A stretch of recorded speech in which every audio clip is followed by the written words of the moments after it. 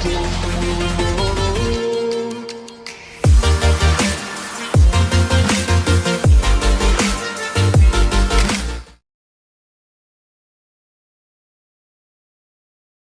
saya Supangat. Semoga semua dalam keadaan sehat. Pada video ini saya akan membahas tentang salah satu fase arsitektur development method dalam hal arsitektur vision. Tujuan dari arsitektur vision yang pertama mengembangkan sebuah visi aspirasional tingkat tinggi tentang kemampuan dan nilai sebuah bisnis yang akan disampaikan sebagai hasil dari suatu arsitektur enterprise.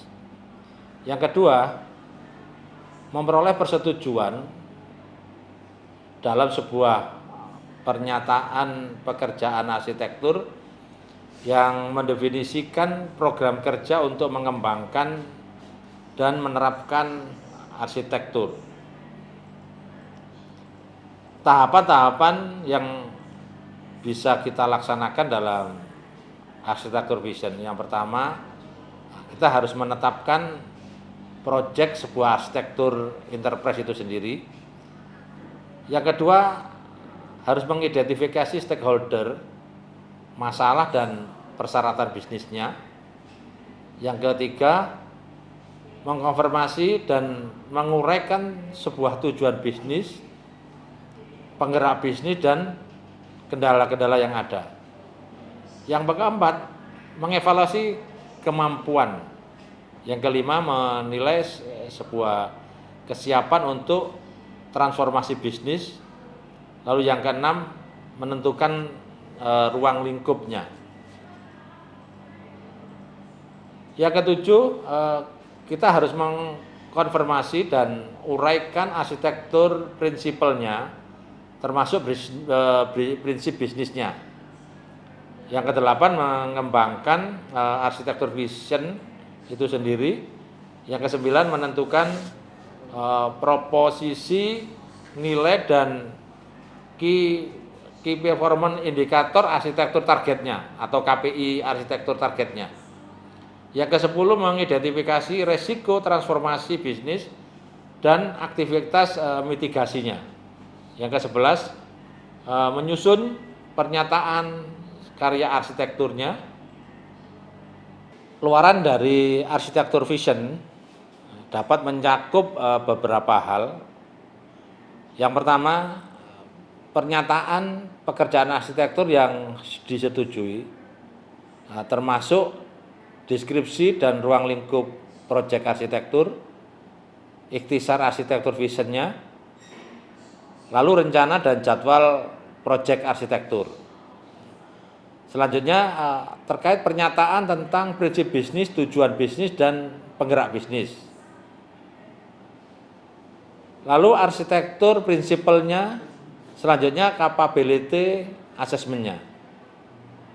Luaran berikutnya terkait dengan kerangka arsitektur yang disesuaikan. Dalam hal ini terkait dengan metode arsitektur yang disesuaikan, konten arsitektur yang disesuaikan dari hasil dan artefaknya, serta alat yang dikonfigurasi dan yang sudah digunakan. Luaran berikutnya terkait dengan arsitektur vision. Dalam hal ini termasuk deskripsi masalah, tujuan pernyataan karya arsitektur, tampilan ringkasan, skenario bisnis, dalam hal ini opsional. Lalu selanjutnya terkait kebutuhan utama stakeholder yang sudah disempurnakan. Luaran berikutnya terkait dengan draft dokumen definisi arsitektur, termasuk dalam ruang lingkup bisnis, baseline bisnis arsitektur, lalu baseline teknologi arsitektur, baseline data arsitektur, baseline aplikasi arsitektur, target bisnis arsitektur, target teknologi arsitektur, target data arsitektur, serta target aplikasi arsitekturnya. Luaran berikutnya juga terkait dengan rencana komunikasi, konten tambahan yang mengisi arsitektur repository yang mana luaran dapat mencakup beberapa hal atau semua hal terkait dengan matriks. Dalam hal ini terkait dengan stakeholder metriknya, lalu terkait dengan aspek diagramnya. Aspek diagram ini mencakup tentang bisnis model diagram, bisnis capability map-nya, value stream map-nya, serta value chain diagram, serta solusi konsep diagramnya.